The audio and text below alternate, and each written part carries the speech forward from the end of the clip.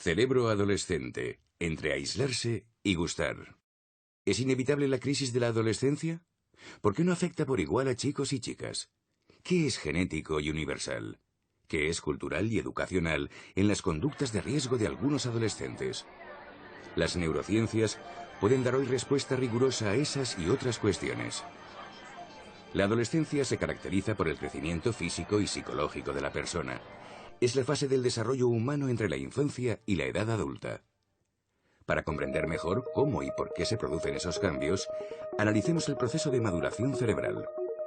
Desde que somos concebidos, los órganos de nuestro cuerpo se forman armónicamente y maduran poco a poco.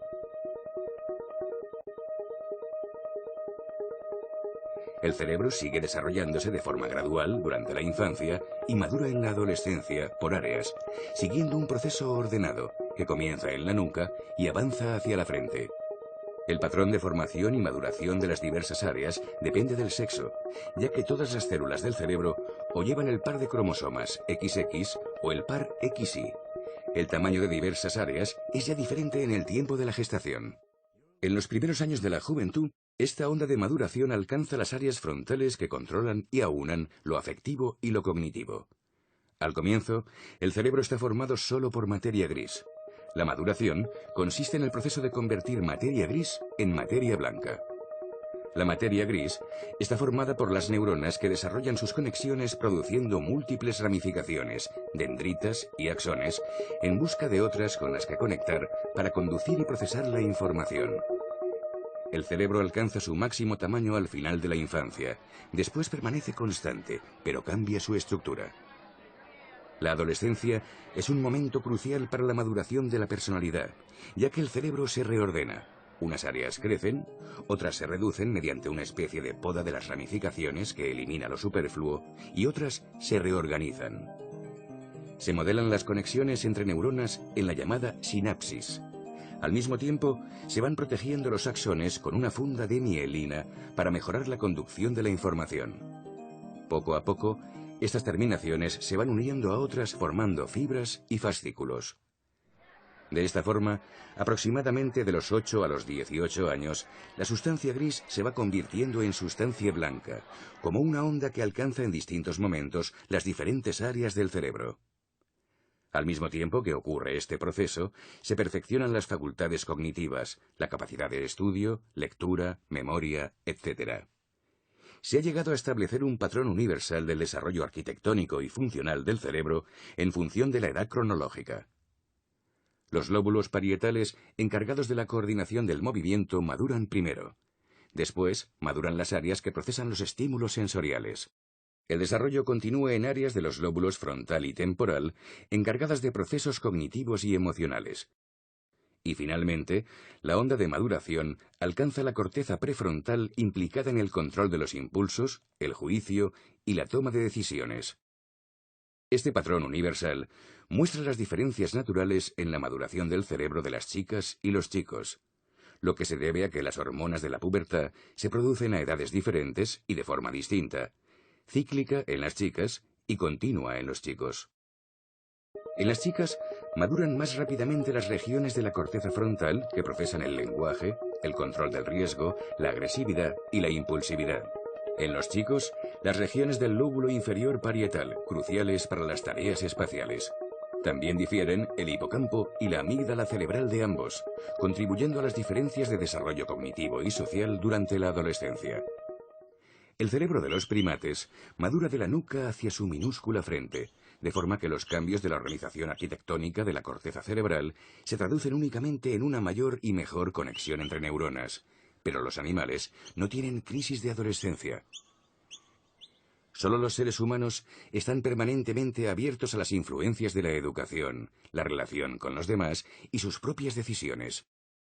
Toda experiencia humana deja huella y produce cambios persistentes en los patrones de las conexiones neuronales del cerebro, específicas y propias de cada uno según la historia de su vida. El cerebro adolescente es inestable por los rápidos cambios que permiten el paso del cerebro infantil al cerebro joven. En esta etapa se produce la transición desde la dependencia del núcleo familiar a la independencia a través de las relaciones interpersonales y sociales.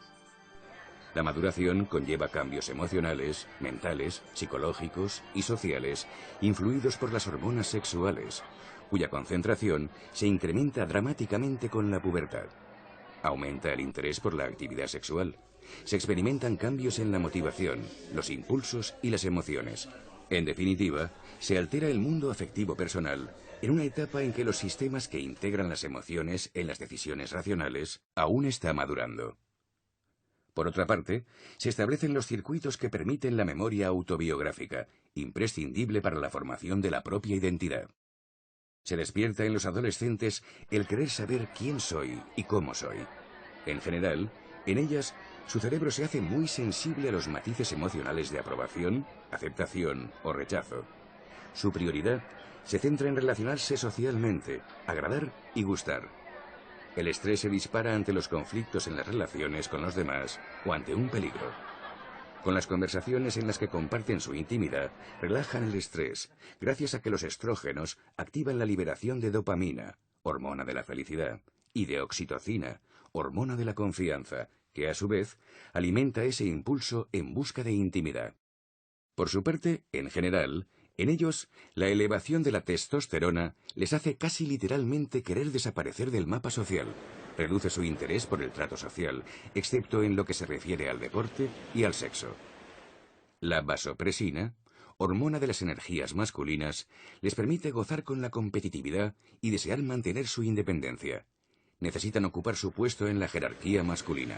En ellos es más acusada la temeridad, tan característica en esta edad, porque conceden más expectativas a los beneficios que a los riesgos. La onda de maduración puede seguir su dirección y ritmo natural o cambiar al recibir el impacto de las experiencias con diferentes personas, situaciones y conductas. El establecimiento y la regulación de los circuitos se modela precisamente con la educación y la propia conducta. Todo contribuye al modo en que cada uno edifica su cerebro. Los cambios naturales no son la causa de la crisis emocional y de conducta de algunos adolescentes. Esa crisis, cuando se da, es el resultado de influencias sociales y de propias experiencias y actitudes de cada uno sobre un cerebro naturalmente vulnerable. Aunque no de una forma tan acusada, el cerebro permanece expuesto a cambios toda la vida, dependiendo de las experiencias, decisiones, convicciones y valores que vayamos asumiendo. Siempre tenemos la posibilidad de desarrollar hábitos y también rehacer los circuitos distorsionados a lo largo del tiempo con nuestros actos.